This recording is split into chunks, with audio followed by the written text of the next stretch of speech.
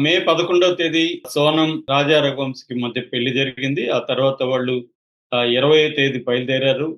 అక్కడ షిల్లాంగ్ అక్కడ నుంచి సోహ్రా అంటే చిరపుంజి అంటారు మేఘాలయలో. అక్కడ నుంచి 60 కిలోమీటర్లు ఉంటది. అక్కడికి బయలుదేరి హనీమూన్‌కి వెళ్లారు. ఆ తర్వాత 23 నుంచి వాళ్ళు కనిపించలేదు. ఆ తర్వాత పోలీసులు సిట్ అనే ఒకటి ఏర్పడింది. స్పెషల్ ఇన్వెస్టిగేటివ్ టీమ్ ఏర్పడి వెతికితే ఆయన బాడీ దొరికింది జూన్ 2వ తేదీ. ఆ తర్వాత మనకి రకరకాల ట్విస్టులు చోటు చేసుకున్నాయి. ఈ అమ్మాయే చంపించింది. ఈ అమ్మాయికి రాజ్ కుష్వాహ్ అనే ఒక అబ్బాయితో లవ్ అఫైర్ ఉంది. ఆ అబ్బాయి వాళ్ళ ఫ్యామిలీ బిజినెస్‌లో అకౌంటెంట్‌గా పనిచేస్తాడని. సో, ఈ రాజ్ కుష్వాహ్ ఈ అమ్మాయి కలిసి ప్లాన్ చేసి తనని చంపేశారనే విషయం ఇప్పటివరకు మనకు తెలుసు. ఆ తర్వాత అమ్మాయి గాజీపూర్‌లో ఉత్తరప్రదేశ్‌లో గాజీపూర్‌లో ఒక డాబా కాశీ డాబా అంటారు. ఆ డాబాలో దొరికిపోయింది. సో, అయితే ఇప్పుడు వీళ్ళని మేఘాలయ కోర్టు 11వ తేదీన కోర్టులో ప్రవేశపెడితే జూన్ 11 8 రోజుల పాటు పోలీస్ కస్టడీకి ఇచ్చింది. East Kashi hills police station అది. అందులో ఈస్ట్ కాశీ హిల్స్ జిల్లా ఎస్పీ వివేక్ శ్యామ్ నిన్న మీడియాతో మాట్లాడారు. ఆయన చాలా విషయాలు టైమ్స్ ఆఫ్ ఇండియా వాళ్ళకి ఎక్స్‌క్లూజివ్‌గా బయటికి తీసుకొచ్చాడన్నమాట. అవి వింటే మనకు చాలా షాక్ కలుగుతుంది. అసలు ఇన్ని ట్విస్ట్‌లున్నాయా ఈ కథలో? అసలు వీళ్ళ ఒరిజినల్ ప్లాన్ ఏంటి? ఎప్పటి నుంచి వీళ్ళు ప్లాన్ చేశారు? ఎలా ప్లాన్ చేశారు? వీళ్ళ ప్లాన్‌లో ఏవేవి అనుకున్నట్టు చేయగలిగారు? ఏవేవి చేయలేకపోయారు? ఎక్కడ ఫెయిల్యూర్ జరిగింది? ఈ విషయాలు అసలు ఒక వెబ్ సీరీస్‌కి సరిపోయేంత మెటీరియల్ దీంట్లో ఉందన్నమాట. మనం ఇటువంటి వెబ్ సీరీస్ కూడా ఈ మధ్య కాలంలో చూసి ఉండమన్నమాట. అన్ని ట్విస్ట్‌లు అన్ని ఇది ఉన్నాయి. సో, ఏం జరిగింది? అసలు వీళ్ళ సీన్ రికన్‌స్ట్రక్షన్‌కి మళ్ళీ అక్కడికి తీసుకెళ్లారు. ఎక్కడైతే వేస్ డాంగ్ అనే ఒక జలపాతం దగ్గర హైట్‌లో ఉంటది. నాన్ గ్రియాట్ అనే ఒక ఊరు దగ్గర ఉంటదన్నమాట ఇది.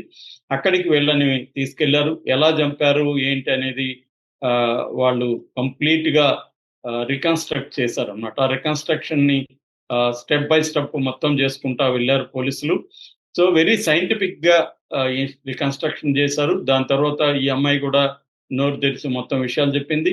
అట్లాగే రాజ్ కుష్వాహ్ కూడా. అంటే వీళ్ళని ఒకరిని ఒకరు కాన్ఫరంటేషనల్ మెథడ్ అంటారు. కాన్ఫరంటేషన్ మెథడ్ అంటే ఎదురెదురుగా కూర్చోబెట్టుకొని ఆహ్, ఇంటరాగేట్ చేస్తారు. ఫస్ట్‌లో విడివిడిగా చేస్తారు. వాళ్ళ దగ్గర ఉన్న ఇన్ఫర్మేషన్ పెట్టుకొని ఎదురెదురుగా చేస్తారనమాట. అలాంటి కాన్ఫరంటేషన్ మెథడ్‌లో కూడా వీళ్ళకి చేశారు. సో, ఈ నేపథ్యంలో ఏందంటే బయటకొచ్చిన విషయాలేందంటే అసలు వీళ్ళు ఫిబ్రవరి నుంచే మేలో పెళ్లయింది. ఫిబ్రవరిలో ఫిక్స్ అయింది పెళ్లి. ఫిబ్రవరి నుంచే వీళ్ళు చంపాలనే ప్లాన్‌లోకి ఎళ్ళిపోయారనమాట.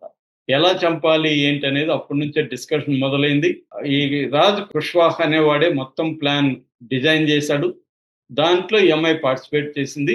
సో, వీళ్ళ ప్లాన్ ఏందంటే ఫస్టు ఈ అమ్మాయిని కూడా చంపేసినట్టుగా క్రియేట్ చేయాలనేది అనుకున్నారు. ఈ హనీమూన్ ప్లాన్‌లో ఇద్దరుగా ఎళ్తారు. ఇద్దరిలో ఇతన్ని చంపేస్తారు.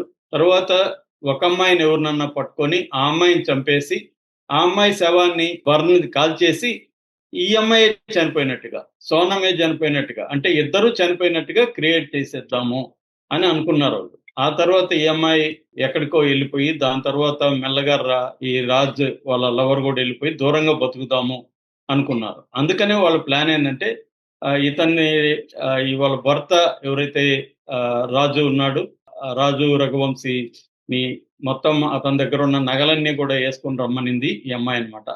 దాదాపు 10,00,000 విలువ చేసే పైన నగలున్నాయి. డైమండ్ ఉంది. మెడలో గొలుసుంది. తర్వాత కడియం ఉంది. ఇవన్నీ గోల్డ్ ఉన్నాయి. అవన్నీ యేసుకురమ్మంటే అతను యేసుకొనెళ్ళాడు. సో, అది ప్లాన్ అన్నమాట. అయితే ఫస్టు చంపాలనుకున్నది అస్సాంలో. అస్సాం గౌహతిలో. అంటే ముందుగానే వీళ్ళు 20వ తేదీ వీళ్ళు బయలుదేరితే ముందుగానే ఒక టీమ్ ముగ్గురు. ఈ ముగ్గురెవరు అంటే రాజ్ కుష్వాహ్‌కి అందులో ఒకతను కజిను, మిగతా ఇద్దరు ఫ్రెండ్స్ అన్నమాట. ఆకాష్ రాజ్‌పుట్ అనేవాడు, తర్వాత విశాల్ సింగ్ అనేవాడు, ఆనంద్ అనేవాడు. వీళ్ళు ముగ్గురన్నమాట. వీళ్ళ ముగ్గురికి ఇంతకు ముందు ఎప్పుడు క్రైమ్‌లో అలవాటు లేదు. కానీ ఈ అబ్బాయి కోసం, నా కోసం మీరు హెల్ప్ చేయాలంటే వాళ్ళు ఒప్పుకున్నారు. ఆ తర్వాత డబ్బులు కూడా ఇస్తామని చెప్పారు. అది ముందుగా 4,00,000 అన్నారు. తర్వాత 20,00,000కి ఇచ్చేశారు. సో, ఈ అబ్బాయి మాత్రం రాజ్ కుష్వాహ్ మాత్రం వెళ్ళలేదు. తను ఇక్కడే ఉండి ఇండోర్‌లో ఉండి గైడ్ చేస్తా వచ్చాడు వెళ్ళి.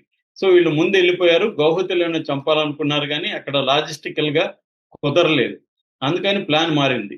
ప్లాన్ మారి ఏం చేశారంటే, ఇక్కడ ఒక రిమోట్ ఏరియాకి తీసుకెళ్లాలని చెప్పి వెయిస్‌డాంగ్ అనే ఒక జలపాతం దగ్గరికి తీసుకెళ్లారు. తీసుకెళ్ళి కత్తితో ఫస్టు ఆకాష్ అనే అతను పొడిచాడు. దాని తర్వాత మిగతా ముగ్గురు గూడా అతను తిరగబడ్డాడు రాజు. అయితే వీళ్ళు మళ్ళీ ముగ్గురు కలిసి అతన్ని చంపేశారు. అంతకుముందు అలసటగా ఉంది. మేము చంపలేమని గూడా వాళ్ళు ఈ అమ్మాయికి చెప్తే, లేదు మీరు చంపేయండి డబ్బులు ఎక్కువిస్తాం అనింది. సో, మొత్తానికి చంపేశారు. చంపినాక ఈ అమ్మాయి గూడా అతన్ని రాజుని చంపేయడం అంటే పూర్తిగా అతని ప్రాణాలు పోలేదు. అయినా గూడా అతన్ని కిందకి తోసేశారు. లోయలోకెళ్ళిపోయినాక ప్రాణాలు కింద పడితే ప్రాణాలు పోతాయని చెప్పి తోసేశారు. అతను లోయలో పడిపోయాడు. దాని తర్వాత ఈ ఆకాష్‌కి బ్లడ్ అంతా తడిచిపోతే ఆ షర్టు తీసేసి దాన్ని కాల్చేశారు. అందువల్ల ఈ అమ్మాయి తన కోట్ ఉంటే తన కోట్‌ని అతనికిచ్చింది ఆకాష్‌కి. ఆ తర్వాత ఆ కోట్‌కి గూడా బ్లడ్ అయితే దాన్ని గూడా ఒక దగ్గర పూడ్చిపెట్టారు. అది తర్వాత దొరికిందనమాట పోలీసులకి. దాని తర్వాత ఏం చేశారంటే, ఈ ఎస్కేప్ ప్లాన్ గూడా రాజ్ కుష్వాహ్ చాలా పకడ్బందీగా ఏసాడు. అదేందంటే ఒక బుర్కా కొనిచ్చాడు ఆ అమ్మాయికి. ఆ బుర్కా వీళ్ళ దగ్గర ఉండింది. ఆ బుర్కా ఇచ్చారు వాళ్ళు. ఆ బుర్కా ప్రకారం ఎస్కేప్ రూట్ ప్లాన్ చేశారు. ముందుగా టాక్సీ పట్టుకొని గౌహతికి వెళ్ళాలి. అక్కడి నుంచి బస్సులో సిలిగురి వెళ్ళాలి. అక్కడి నుంచి పాట్నా ఎళ్ళాలి. పాట్నా నుంచి మళ్ళీ బస్సులో లక్నో ఎళ్ళాలి. అంటే ప్రతి చోట మాక్సిమం బస్సుల్ని లోకల్ బస్సులు బుర్కా ఉంటే ఎవరు గూడా అనుమానం రాదు.